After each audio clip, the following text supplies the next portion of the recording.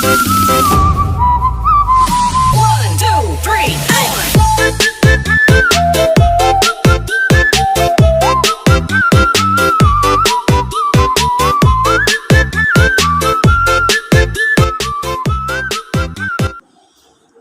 Selamat pagi Bapak Mama dan anak-anak kelas 2 yang terkasih. Apa kabarnya hari ini?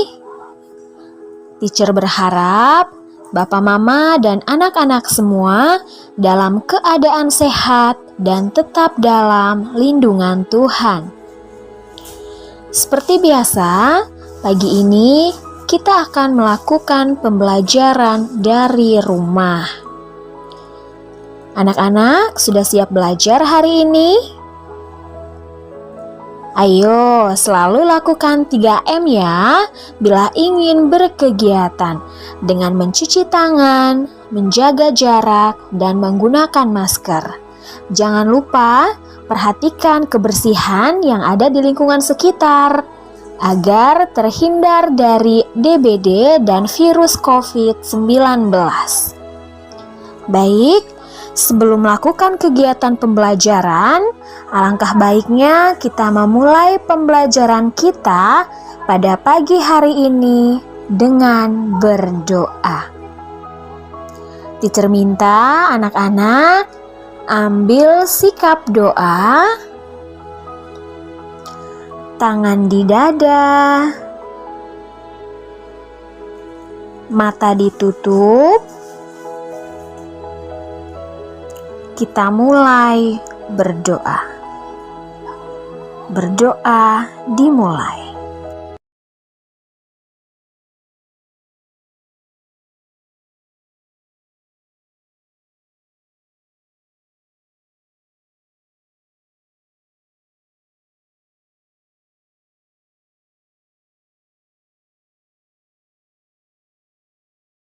Berdoa selesai.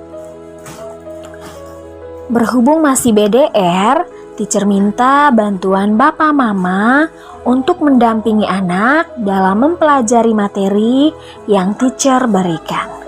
Terima kasih sebelumnya untuk Bapak Mama semua. Bapak Mama luar biasa. Seperti biasa, sebelum memulai pembelajaran, teacher minta anak-anak siapkan alat tulis, buku tulis, dan tentunya buku pulpena 2C. Nah anak-anak, hari ini kita masuk di tema yang baru, yaitu tema 6, merawat hewan dan tumbuhan. Subtema 1, hewan di sekitarku, pembelajaran 1 dan 3. Setelah pembelajaran hari ini, teacher berharap yang pertama, anak-anak dapat mengidentifikasi huruf kapital pada teks dengan tepat. Yang kedua, teacher berharap anak-anak dapat menulis huruf tegak bersambung dengan benar. Yang ketiga, teacher berharap anak-anak dapat menjelaskan satuan baku untuk berat dengan tepat. Yang keempat, teacher berharap anak-anak dapat menghitung hasil pengukuran berat benda dengan tepat.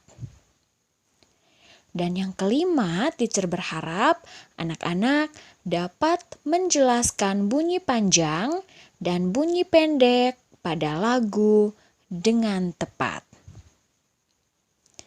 Sekarang pertanyaan teacher. Pernahkah kalian membaca cerita di buku atau di majalah? Jika pernah, bagaimana penulisan kalimat dalam cerita tersebut? Iya, dalam beberapa cerita ada kalimat dalam cerita tersebut yang ditulis menggunakan huruf lepas atau huruf tegak bersambung. Namun, dalam penulisan, anak-anak perhatikan setiap kalimat selalu diawali dengan huruf kapital. Ya, jadi perlu diingat bahwa pada awal kalimat, nama orang, nama hari, nama tempat, nama bulan, kata ganti Tuhan, dan kitab suci ini ditulis menggunakan huruf kapital. Nah, sekarang coba anak-anak perhatikan penulisan huruf kapital pada penulisan huruf tegak bersambung berikut ini. Ya, mulai dari huruf A sampai huruf Z. Ada huruf kapitalnya dan ada huruf kecilnya. Nah, setelah anak-anak perhatikan dan sudah anak-anak pelajari tentunya di kelas sebelumnya, sekarang teacher mempunyai satu cerita. Yang mana cerita tersebut ditulis menggunakan huruf tegak bersambung. Ya, di sini teacher akan membacakan cerita tersebut. Jadi, teacher berharap kepada anak-anak sekalian untuk mendengarkan dengan saksama. Kita mulai ya. Lani dan Siti sedang bermain di kebun belakang rumah Lani. Di kebun belakang rumah Lani tumbuh berbagai tanaman bunga. Bunga-bunga bermekaran. Tampak kupu-kupu terbang ke sana kemari. Tidak jauh dari taman bunga terdapat kandang ayam. Lani dan keluarganya memelihara ayam. Di dekat kandang ayam terdapat satu kandang kelinci. Lani juga memelihara kelinci. Sekarang coba anak-anak perhatikan kembali bacaan yang sudah teacher tampilkan. Kira-kira huruf mana saja ya yang kita tulis menggunakan huruf kapital?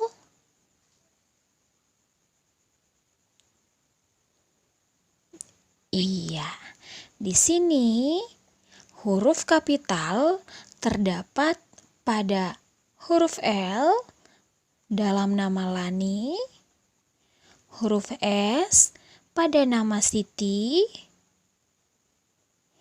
huruf L lagi pada nama Lani, huruf D pada awal kalimat, huruf L lagi nama orang, jadi selalu diingat, huruf B pada awal kalimat, huruf T pada awal kalimat juga, huruf T yang ini pun pada awal kalimat, huruf L pada nama orang Lani, huruf D pada awal kalimat, dan huruf L pada nama orang. Jadi yang teacher beri warna merah-merah ini adalah huruf-huruf ya, huruf-huruf yang kita tulis menggunakan huruf kapital. Sekali lagi perlu diingat nama orang, nama tempat, nama hari, kata ganti Tuhan, nama bulan, kitab suci, itu ditulis menggunakan huruf kapital. Nah anak-anak, Siapa di sini yang pernah membantu ibu untuk berbelanja di kios?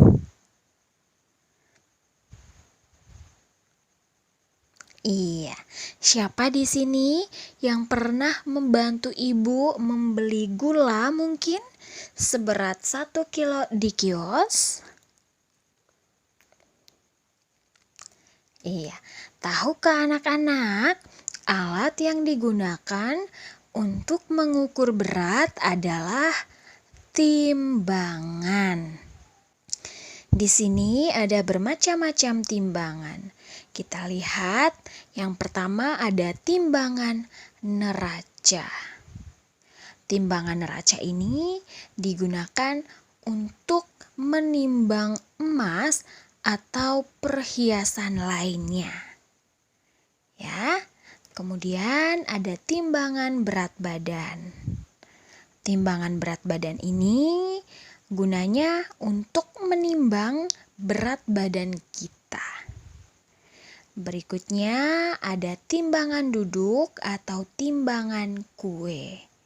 Nah, timbangan duduk atau timbangan kue ini biasanya digunakan untuk mengukur berat suatu benda, misalnya telur, beras, terigu, ataupun gula.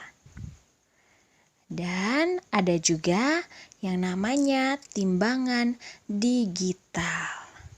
Biasanya timbangan digital ini digunakan untuk mengukur berat dari buah-buahan. Timbangan digital ini pun biasanya ada pada toko-toko buah, karena digunakan untuk mengukur berat buah yang kita beli. Dan ada juga yang namanya timbangan pasar atau timbangan bebek. Timbangan pasar atau timbangan bebek ini digunakan untuk mengukur berat telur, berat buah-buahan, dan lain-lain yang ada di pasar. Nah, anak-anak, satuan baku yang umum digunakan untuk mengukur berat adalah kilogram, gram, dan ons atau hektogram. Baik, di sini kita mempunyai tangga satuan berat. Dimulai dari kilogram, hektogram, yang mana hektogram ini setara dengan ons. Kemudian ada dekagram, gram, desigram, sentigram, dan miligram. Ya, di sini setiap turun satu tangga dikali 10. Dan setiap naik satu tangga dibagi 10. Kemudian anak-anak juga perlu mengingat bahwa 1 hektogram sama dengan 1 ons. Di sini hubungan satuan berat 1 kilogram sama dengan 1000 gram.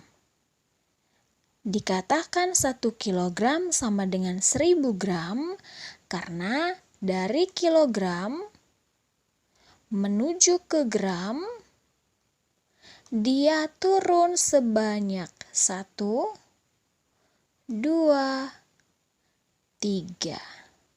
Turun 3 tangga maka dikali 1000. 1 kilogram sama dengan 1000 gram. Berikutnya 1 kilogram sama dengan 10 ons atau 10 hektogram. Jadi dari kilogram menuju ke hektogram atau menuju ke ons turun 1 tangga. Karena turun 1 tangga, maka kita kalikan dengan 10. 1 dikali 10 sama dengan 10 ons. Berikutnya, 1 ons sama dengan 100 gram. Coba anak-anak perhatikan, pada tangga satuan berat, kita lihat mulai dari ons sampai ke gram. Kira-kira turun berapa tangga ya? Mari kita hitung bersama-sama. 1, 2. Turun 2 tangga, maka dikali 100. 1 dikali 100 sama dengan 100. Nah, anak-anak, inilah hubungan satuan berat antara kilogram dan gram, kilogram dan ons, serta ons dan gram. Di sini, coba anak-anak perhatikan. Gambar buah yang ada pada timbangan digital ini. Ada 1 buah semangka ditimbang menggunakan timbangan digital. Hasil pengukuran berat menyatakan bahwa berat dari semangka adalah 3 kilogram. 3 kilogram ini ditunjuk pada angka yang muncul saat kita menimbang berat semangka ini. Berikutnya ada timbangan duduk. Di sini, timbangan duduk pun bisa digunakan untuk mengukur berat buah tomat. Ya, jadi dalam timbangan ini menunjukkan bahwa berat buah tomat adalah 700 gram.